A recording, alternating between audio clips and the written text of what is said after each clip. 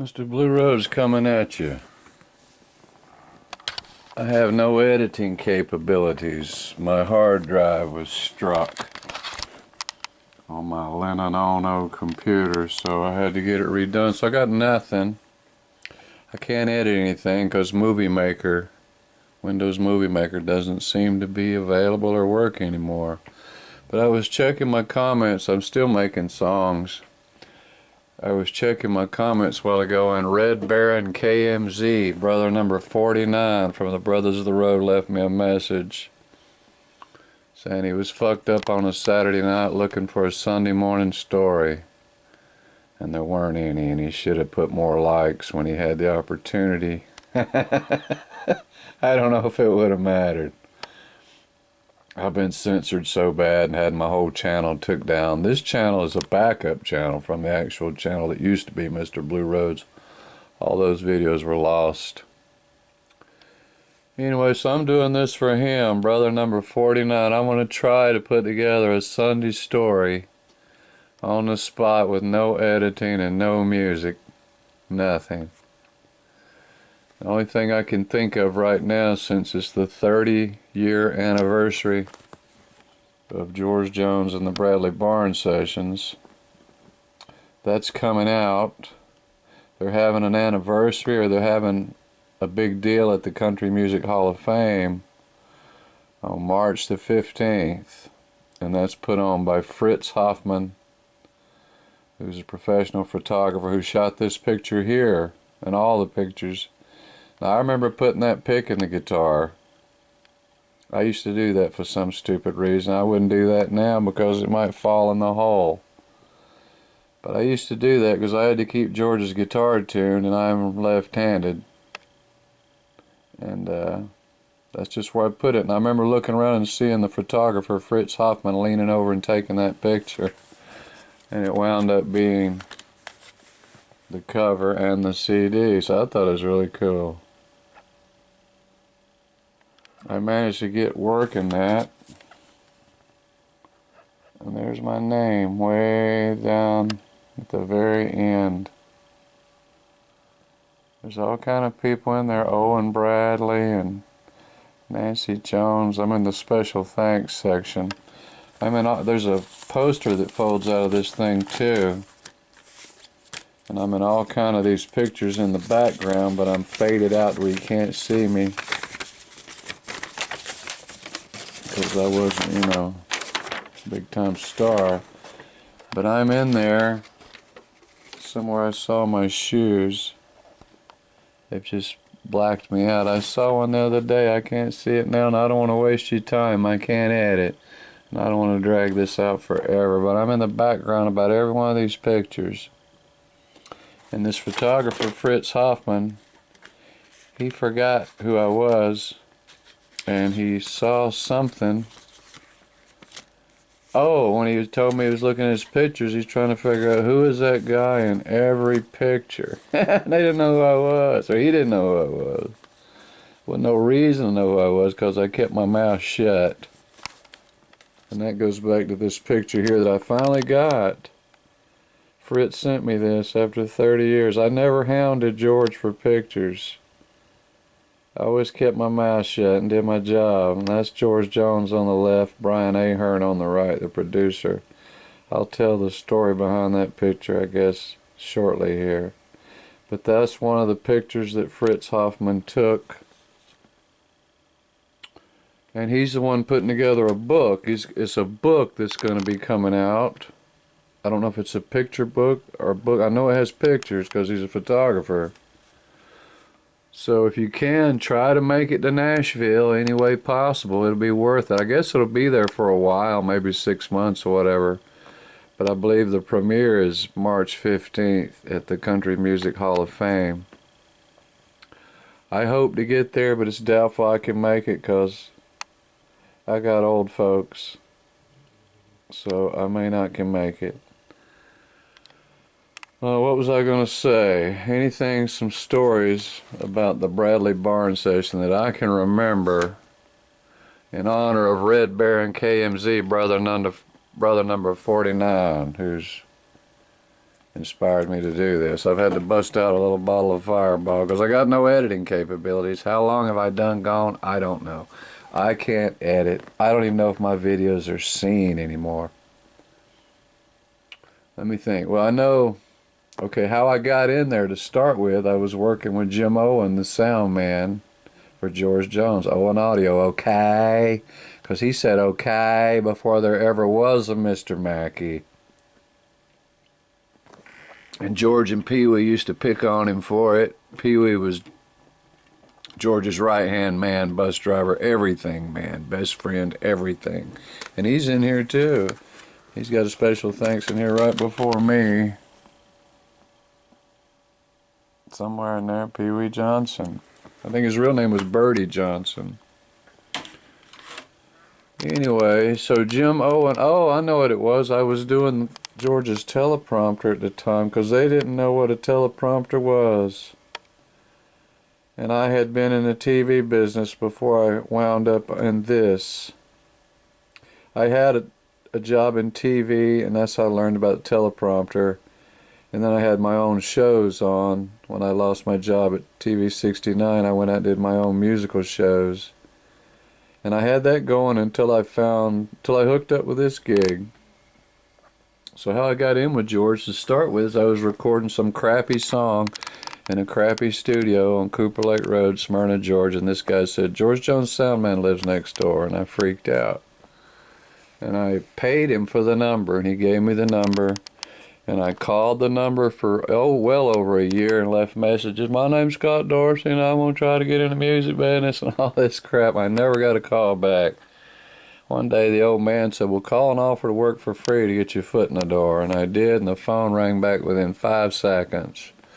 It was a woman on the phone. It was Kathy Owen, and she told me to meet J.O. and Timmy down on Oakdale Road. They were about to head to Canada in the truck. I couldn't believe it. I lived only a couple miles from Oakdale Road. I just couldn't believe George Jones's truck would even be in the neighborhood that I knew. But I raced down there, and there was this guy, this skinny guy, looked like Don Knotts. Looked like he weighed about 90 pounds, but he had hair down to his feet. And that was Jim Owen, okay? And he had this little bitty, well, I ain't gonna say it. He had this little guy with him named Tim. He's a great guy. And they were working their ass off trying to get things ready to go on the road, and I jumped in the truck and went with them. I had no license. I never drove a truck or anything. We got a few miles up 75. He pulled in a rest area and put me at the wheel, and they got in the back of the sleeper and proceeded to snort cocaine and drink vodka. And told me to let them know when we were at the Canadian border. This is in Georgia, you know, way down.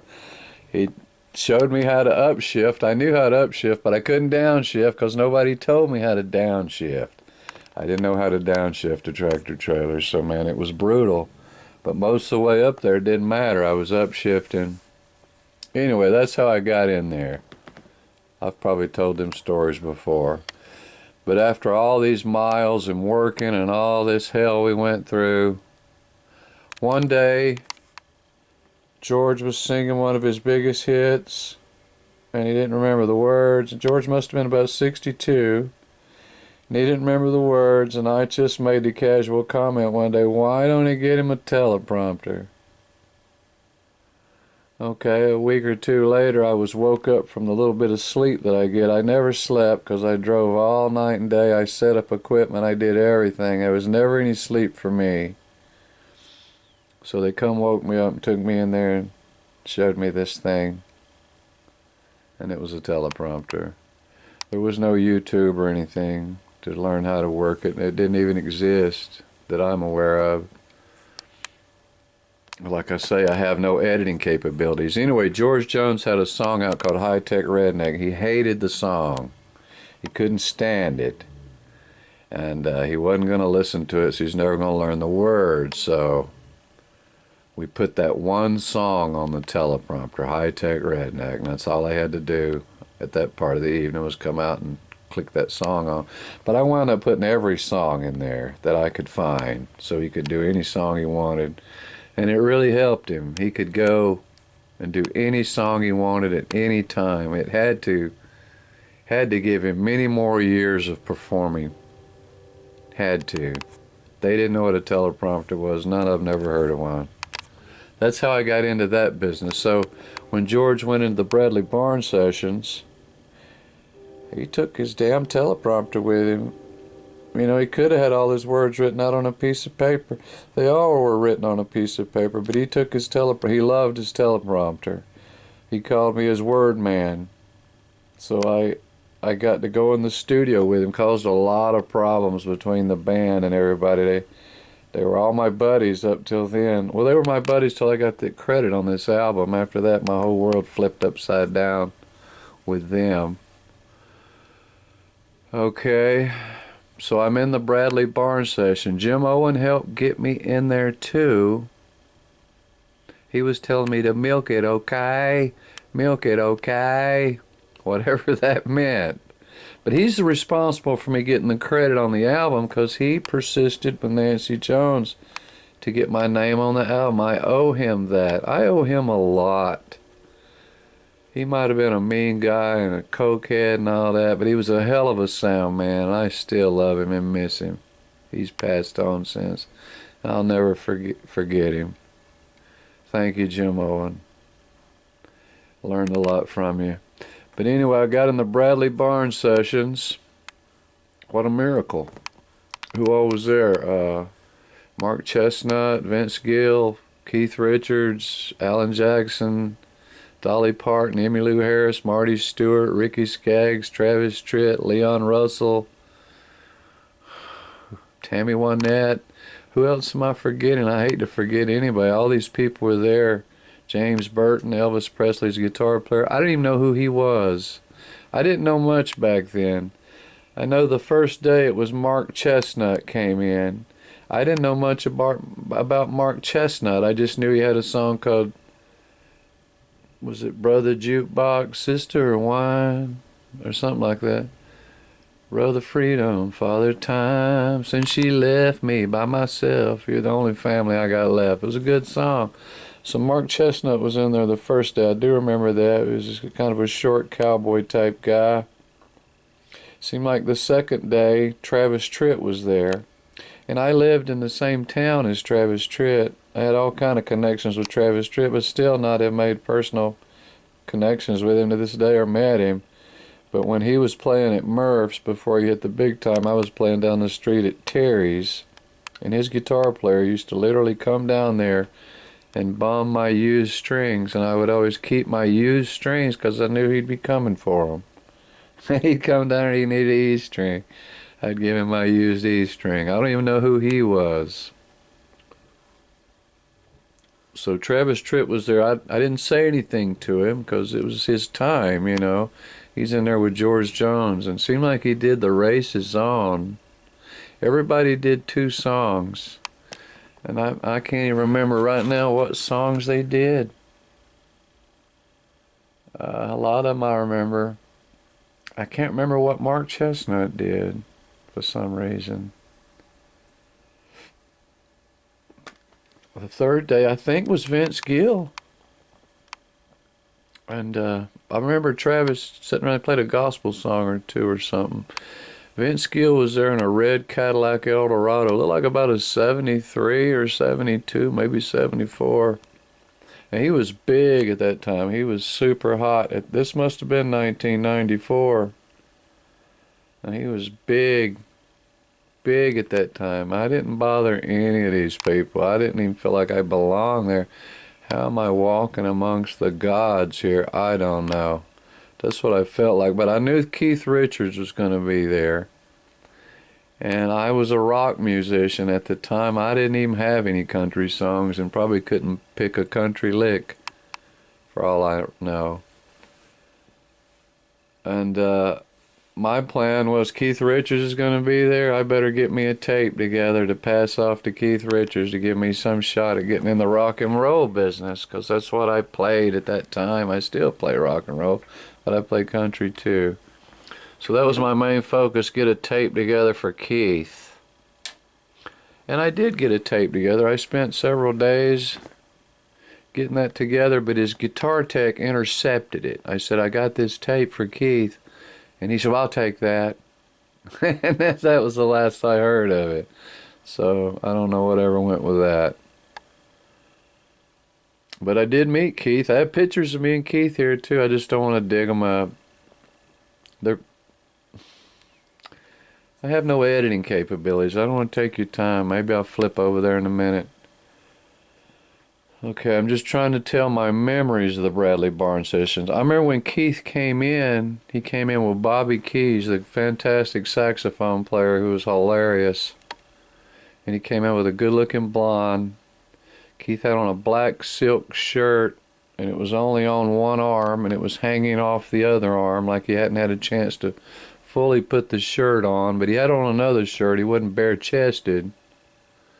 But he came in with the 58 Telecaster. I think I've put that video up. There it is on the wall over there. I can't see it, but it's over there somewhere. The 58 Telecaster. As I say, I have no editing capabilities, but I was all fascinated by that. Let's see, I'm just having memories of this. But you really should check into the book that's coming out. I don't know what it's called, but it's by Fritz Hoffman. It should be out by March the 15th. Or literally go to the Country Music Hall of Fame to witness this historic event, because that's really what it was. I remember when Dolly Parton got there, I just happened to be outside in front of the studio smoking a cigarette. The only people that smoked there at the time was me and George Jones and Keith Richards. And I remember George putting his cigarettes out on the floor like people used to do. I didn't do that. I didn't smoke inside, but George did. Why not? He's the star. It's all about him. And I remember he just put his cigarettes out on the floor. And then this little old man would come shuffling by with a dustpan and a broom. As soon as that cigarette hit the floor, here come this old guy, looked like he's about 100, had glasses on, and I thought he was a janitor. He'd shuffle by, sweep that cigarette up, and shuffle away like Tim Conway. Well, it turns out that was Owen Bradley, the owner of the studio, hence Bradley Barnes Sessions.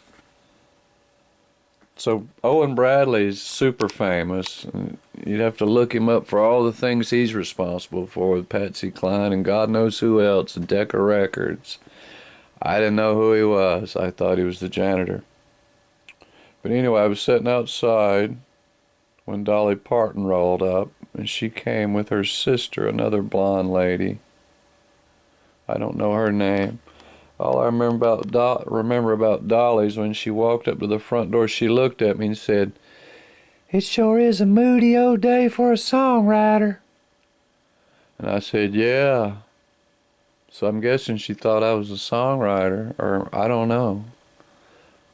But she was just like she really is in the movies or whatever. What you see with Dolly is what you get. That's really her, I believe. There's no acting with Dolly Parton. Everything you see about her is real. I remember when she cut her song. I can't remember which song she cut. Seemed like it was Where Grass Won't Grow. I don't know. But I remember when she cut her vocal track, everybody had to leave the studio. And nobody else did that, but Dolly wanted privacy, so we all left. That's what I remember about Dolly. Tammy Wynette was there for some reason, but I don't remember her having a song on this record. And I don't think she does. But she was there. Because right after this, they recorded the album One, the Tammy and George reunion album. I have stories about that too. Maybe I should tell that one sometime. But right now, what I remember about Tammy's, I was going through one of the rooms in the studio, and she was coming through at the same time, and we were in there by ourselves. And it's like she was a little scared of me. I must have cornered her for an autograph, because I have her autograph in there on a 45 called Apartment Number 9. And I remember she said, "That's my first song." And then she got away from me. She seemed a little nervous to be in a room by herself with me. I can't believe I even did that, but I did. That's what I remember about Tammy Wynette. Marty Stewart was there. He was there playing on about everything. I'm trying to remember what feature song he did. It's pretty bad I can't remember, but he played on about everything. Maybe he's just a session player there. But he was super nice. He was the most friendly person to me that was there.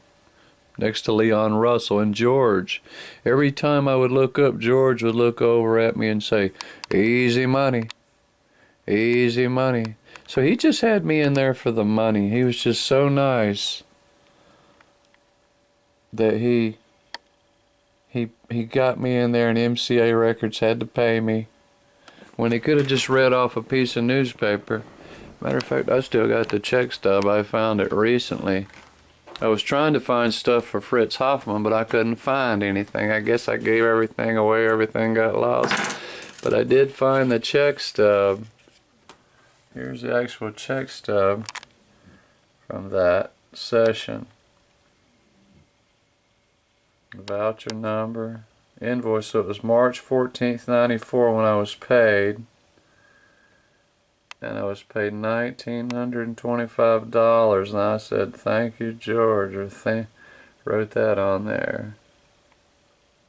So that was from, you can't see it, but it's MCA Records. I can't work this. 1920. So the anniversary of that was March 14th, 94. That's when I was paid.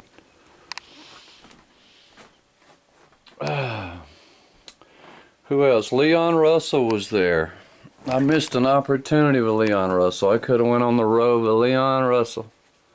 I'll regret that the rest of my life. I was so loyal to George and Nancy. I'm just like that, Scorpio, so I'm a fairly loyal employee, and I'll dance with the one that brung me. But I could have went on the road with him.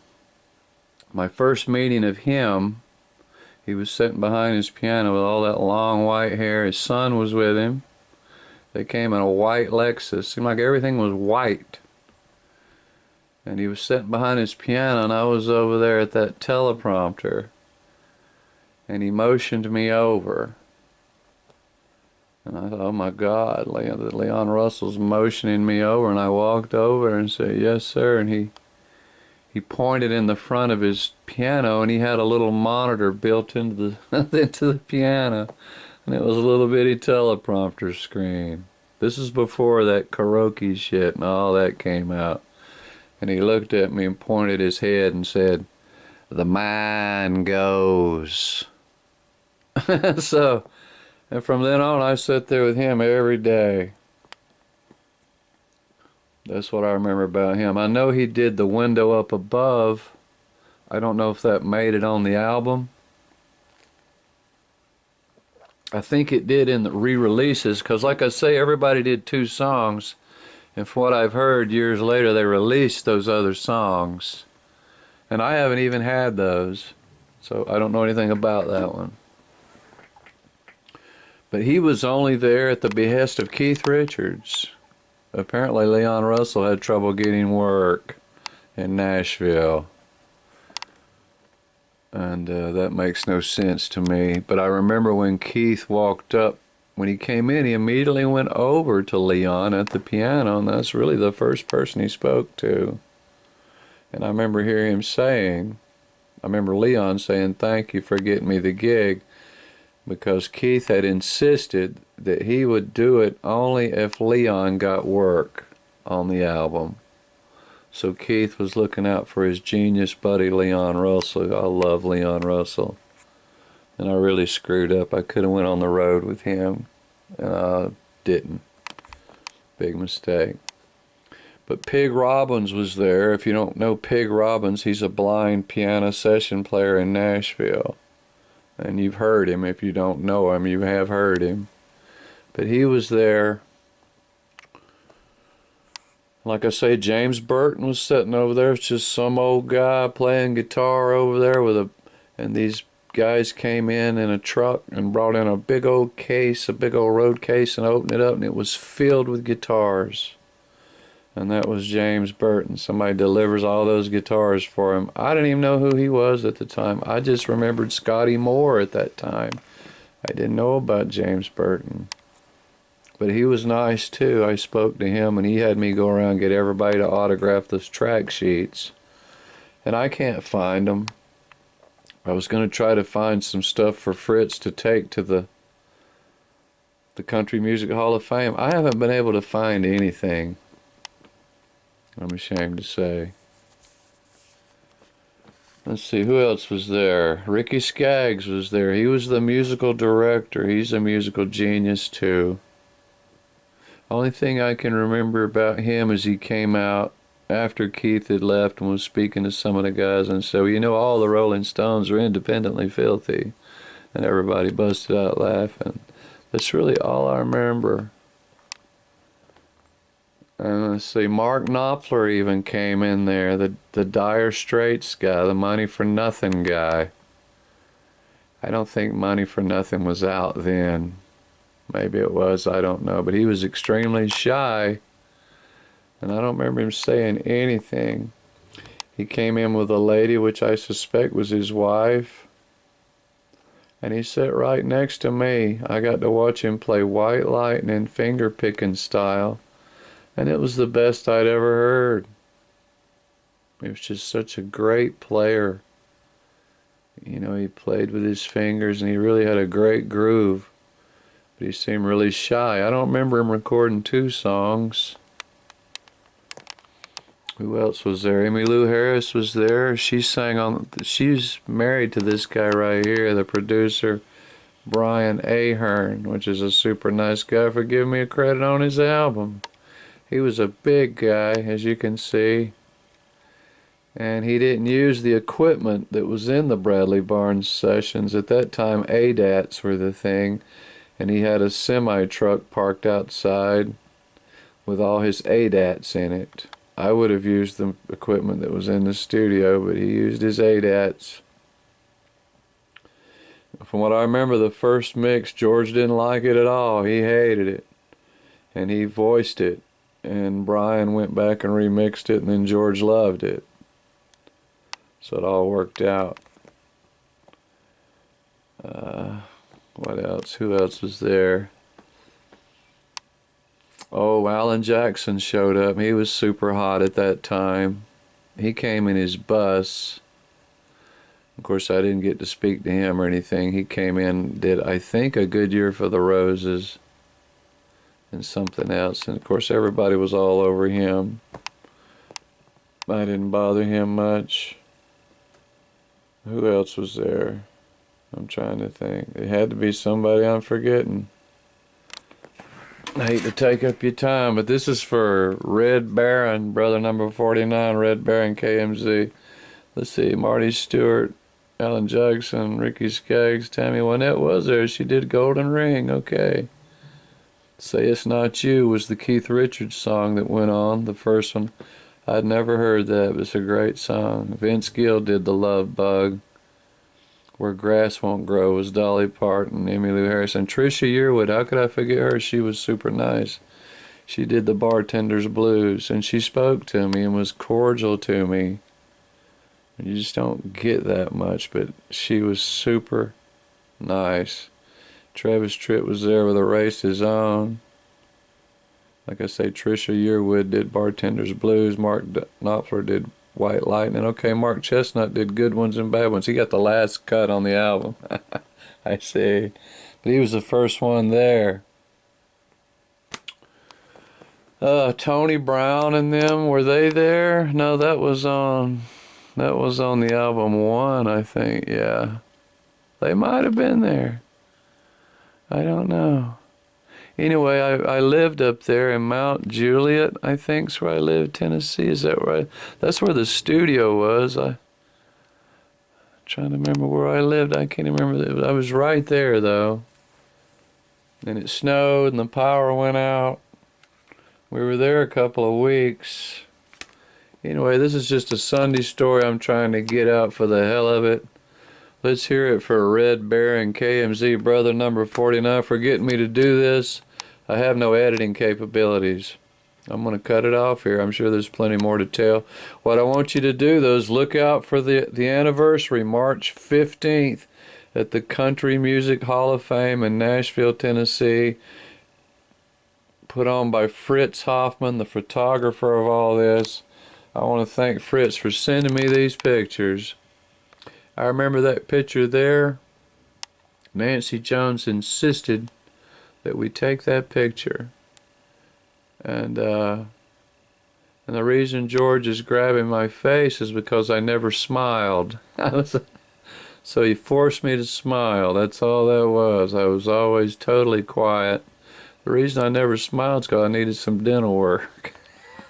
I've since had that worked on, but at that time, you know, you don't want to go around smiling if your teeth are fucked up. So that's the reason I was always so quiet and didn't open my mouth very much. Let me see if I can find a couple more pictures here before we get out of here. I doubt I'll be able to. I cannot. Okay, well, here's something. This looks just like another picture of me and George. No, it's the same damn picture. Same picture.